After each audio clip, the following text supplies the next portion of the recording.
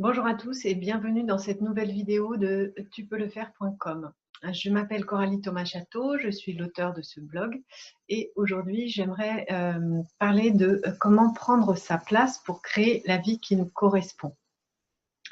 Donc la première chose qui me semble évidente, c'est pour pouvoir trouver sa place et prendre sa place, c'est de savoir qui on est. Donc qu'est-ce que j'entends par là?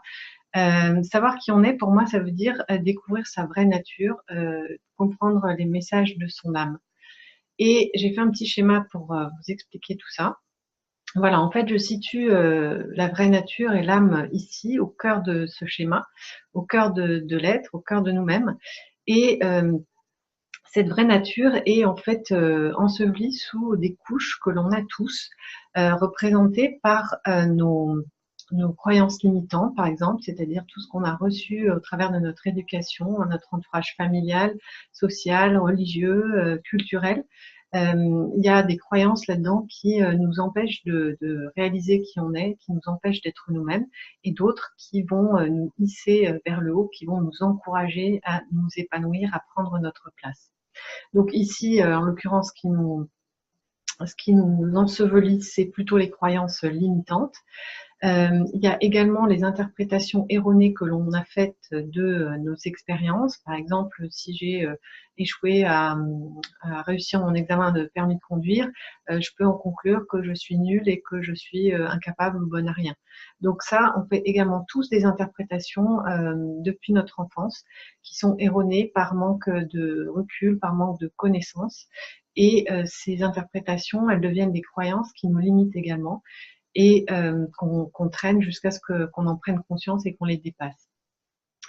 Donc toutes ces croyances et ces expériences que l'on vit, elles génèrent aussi des émotions et on va tous également refouler certaines émotions parce que on n'est pas en mesure de les vivre au moment où elles se présentent, parce que c'est trop fort, parce que ça peut être des chocs ou parce que on s'autorise pas à ressentir non plus certaines émotions. Donc tout ça, ça prend de la place invisible, mais de la place au niveau énergétique dans notre corps et ça comprime, ça nous empêche d'être nous-mêmes. Ça nous incite également à prendre des rôles pour masquer un petit peu toutes ces charges, à prendre des postures, que ce soit au niveau professionnel, familial, au niveau social. On va jouer des rôles pour essayer de masquer toutes ces faiblesses ou tous ces défauts. Il y a également les blessures qui ne sont pas guéries, parce que là aussi, on vit tous des blessures dans notre vie, dès notre enfance, qui peuvent être réelles ou interprétées également. Et tant qu'on n'a pas pris conscience de ces choses qui ne sont pas cicatrisées, qui n'ont pas été conscientisées, eh bien, ça fait également des poids comme des boulets qu'on trimballe avec nous. Mais dès que on en prend conscience et qu'on peut s'en occuper, en prendre soin, eh bien là, on va développer des qualités à partir de ces blessures. Et là aussi, c'est pareil pour chacun. On va y revenir un tout petit peu plus loin. Donc, deuxième chose qui permet de trouver sa place, dans savoir qui on est, on a vu qu'il y a donc connaître qui je suis, ma vraie nature, et également de prendre connaissance, d'être conscient de mes différences, de ma singularité, de ma sensibilité, aussi des qualités, des défauts, des faiblesses, des forces que je possède. Également des valeurs qui sont les miennes, hein, pas seulement celles qui m'ont été inculquées, mais celles qui me correspondent, qui résonnent au plus profond de moi et qui me permettent d'être moi-même en fait. On a aussi tous des talents et des dons dès notre enfance qu'on a plus ou moins développés, mais on les a tous et c'est important de pouvoir les découvrir en essayant différentes activités ou en faisant différentes expériences qui vont les laisser émerger. Ensuite, on a, comme je vous disais, nos blessures et les besoins qui sont associés à ces blessures et qui vont également contribuer à faire nos différences et notre sensibilité. Donc ici, dans les blessures, on retrouve l'idée de se sentir abandonné, de se sentir rejeté ou d'avoir été humilié, de s'être senti dans une situation injuste. On peut également être trahi. Donc, comme je disais un peu plus haut, on a soit vécu ces situations d'une manière réelle, soit on les a interprétées dans la façon dont on les a expérimentées, on a ressenti ça. Donc, c'est pas forcément une vraie problématique, mais en tout cas, ça a été ressenti en tant que tel et ça a créé une faille en soi qui a besoin d'être reconnue et guérie. Donc, elle va se représenter à nous jusqu'à ce qu'on en prenne soin. Donc, on voit que si on ne connaît pas, si on n'est pas conscient de sa vraie nature et de toutes ces caractéristiques dont je viens de vous citer, ça va être difficile de pouvoir se respecter, difficile d'avoir confiance en soi et également forcément par voie de conséquence de trouver sa place. Et en fait, je trouve que dans la vie, personne ne nous apprend ça. On peut le découvrir au travers de nos expériences, on va le découvrir aussi dans nos relations avec les autres, mais personne ne nous invite à découvrir tout ça. Et lorsque j'avais 25-27 ans, j'avais l'impression que la vie était comme un jeu initiatique, mais qu'il me manquait des informations. Il me manquait le but du jeu, le but de ma vie, le sens de ma vie, et il me manquait aussi les règles du jeu parce que je comprenais pas tout, je connaissais pas toutes ces informations que je viens de vous donner. Et donc, j'avais comme la sensation qu'il me fallait un mode d'emploi pour pouvoir utiliser justement, mettre à profit tous mes atouts et savoir quoi en faire et comment les utiliser au mieux en fait. Donc c'est un petit peu pour ça que je fais ce que je suis en train de faire aujourd'hui, c'est pour donner des clés et permettre aux autres de pouvoir avancer de la meilleure façon qui soit dans leur existence, de régler leurs problèmes, de trouver des solutions et de s'épanouir. Alors, voyons la suite. Donc, qu'est-ce qui nous indique qu'on n'est pas à notre place, en fait? Eh bien, c'est de ressentir des frustrations. Des frustrations, là encore, ça peut être au niveau professionnel ou dans sa vie familiale, dans sa vie de couple. Vous allez me dire, on ressent tous des frustrations, mais lorsqu'on en ressent beaucoup et dans tous ces domaines, ça peut être intéressant de s'intéresser, de chercher quelle est notre place. Ça indique qu'on n'y est pas en tout cas. Autre symptôme, autre signal, ce sont les problématiques à répétition, donc qui peuvent se manifester au travers de ruptures, de licenciements, de séparations, d'accidents ou de problèmes de santé. C'est-à-dire que lorsqu'on n'arrive pas à voir les choses par nous-mêmes, quand on n'en est pas conscient, ces choses, elles se manifestent, elles s'extériorisent de nous dans des situations, des circonstances, et également notre corps peut s'exprimer au travers de différentes pathologies. Il y a également un autre signal, c'est lorsque on est soumis ou qu'on n'arrive pas à donner de la valeur à soi-même déjà et aussi à ce que l'on fait. Eh bien, ça nous indique qu'on n'est pas à sa place parce qu'en fait, comme on ne se connaît pas, on ne peut pas se donner de la valeur. Il faut vraiment être conscient de ses qualités, de ses faiblesses, de ses dons, de ses talents, comme je vous le disais tout à l'heure. On peut aussi avoir une très forte sensibilité à tout ce qui nous semble injuste. Ça indique également qu'on a du mal à prendre sa place, c'est-à-dire à poser ses limites, à dire non, à exprimer ses besoins sans être dans la négociation, le compromis ou en ayant l'impression de léser quelqu'un, d'aimer moins les autres, ses proches, etc. parce que on pose ses limites. Il y a également donc l'incapacité à respecter ses besoins, mais comme je vous disais, pour ça, il faut les connaître.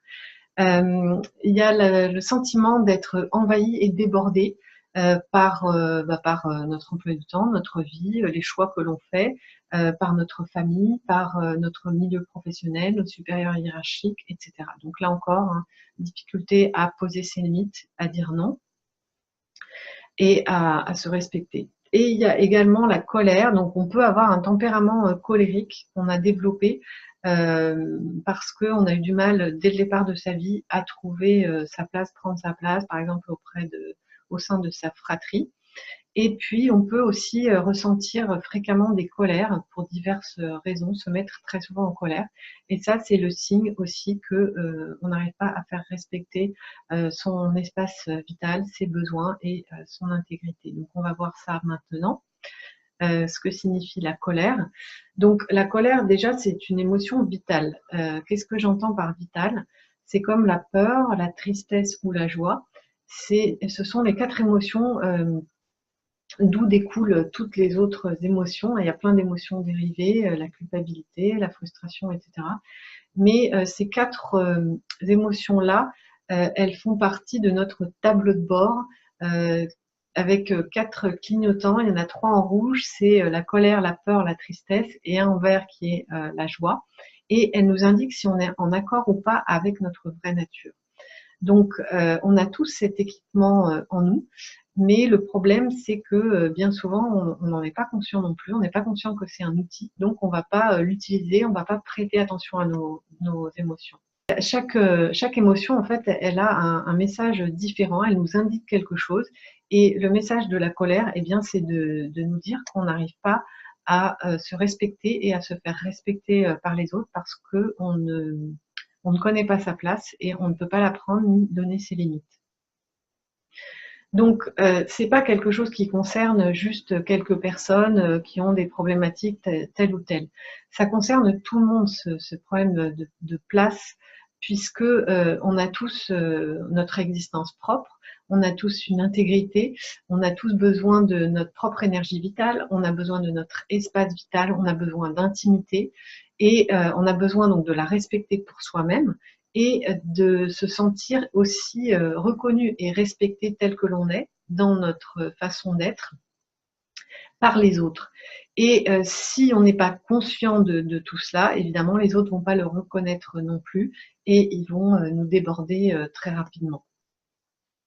Donc c'est vraiment quelque chose qu'on a tous à faire. Certains arrivent à le faire d'une façon spontanée, naturelle, d'autres moins, mais c'est quelque chose de légitime pour tout le monde. Donc les solutions, c'est de commencer par reconnaître lorsque cette émotion se présente, également de s'autoriser à la ressentir comme on va le voir. Je dis de s'autoriser à la reconnaître et à la ressentir parce que parmi les 4 émotions vitales, la colère est celle qui est la plus réprimée, la plus refoulée, parce que en fait, c'est une émotion qui est très désagréable à vivre. Elle s'exprime sous forme de diffusion verbale, qui peut aller jusqu'à la violence physique d'ailleurs.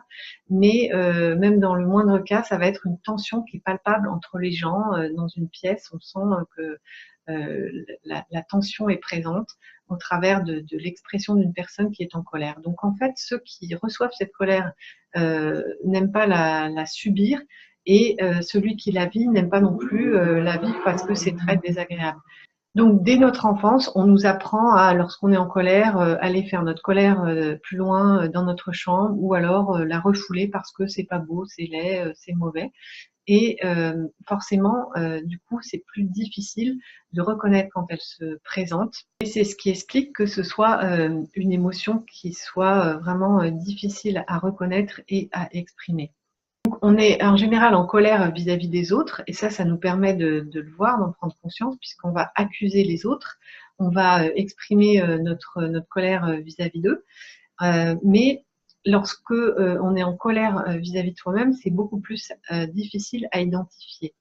Et lorsqu'on n'a pas appris à se connaître, lorsqu'on n'a pas appris à utiliser tous ses dons, ses qualités, ses forces, et connaître aussi ses faiblesses, eh bien, on peut ressentir de la colère envers soi-même. Et cette colère, elle va être très difficile à voir et à exprimer, parce qu'il faut commencer par se connaître soi-même. Et à ce moment-là, on peut se rendre compte de cette colère-là et faire la paix avec soi-même, et donc à partir de là, être en accord avec soi-même et respecter ses besoins. Donc la solution, ça va être vraiment de pouvoir contacter cette émotion, et j'espère qu'avec tout ce que je vous ai dit, ce sera plus facile pour vous, parce que vraiment, c'est pas compliqué de ressentir cette émotion quand on sait qu'elle est normale, qu'elle est tout à fait légitime, qu'elle est tous présente en chacun de nous, et qu'elle veut nous signaler quelque chose à chaque fois qu'elle se présente. Elle veut nous signaler qu'on est en train de se faire bouffer par les autres, qu'on a besoin de poser nos limites et de respecter notre intégrité. Donc au moment où on va la ressentir, déjà on va sentir une libération de la charge énergétique qu'on a accumulée parfois depuis des années. Donc on va se sentir soulagé, et on va avoir des prises de conscience qui vont nous aider à faire les changements nécessaires au niveau de notre comportement, au niveau de notre mode de vie parfois, pour poser les limites, être en accord avec soi-même et se respecter soi-même et se faire respecter des autres. Donc ça se fait naturellement quand on s'autorise à vivre la colère. Donc pour ça, parfois, c'est bien de prendre un peu de recul parce que quand on est sous le coup de l'émotion, en fait, on est envahi par tout ce qui se libère, tout ce qui sort. Et on a du mal à prendre conscience de ce qui se passe et à entendre les messages qui nous concernent vraiment pour nous et les solutions. C'est vraiment important de prendre ce temps pour le faire. Voilà, et donc prendre sa place, trouver sa place finalement, ça revient à découvrir et réaliser ce que j'appelle sa mission de vie. Et je vous ai parlé de cette formation que je propose maintenant au travers de tupeuxlefaire.com. Elle consiste à apprendre à se connaître, c'est-à-dire identifier tout ce dont je vous ai parlé au début de cette vidéo. Et je vous propose également un ensemble d'exercices pratiques pour apprendre à découvrir et construire la vie qui vous correspond. Donc, pour tous les détails pratiques concernant cette formation, je vous invite soit à laisser un commentaire sous la vidéo, soit à m'envoyer un message en direct dans la petite enveloppe que vous trouverez en haut à droite du site tupeuxlefaire.com. Donc, au travers de cette vidéo, je vous ai montré également le format des cours que je propose dans la formation, puisque chaque cours, il y en a 16 au total, sera accompagné d'une vidéo comme celle-ci, et à la fin, vous aurez un ou plusieurs exercices pratiques à votre disposition pour pouvoir faire l'expérience de ce que vous venez de découvrir. Voilà, je vous remercie de votre attention et je vous dis à très bientôt. Je reste à votre disposition pour vos questions.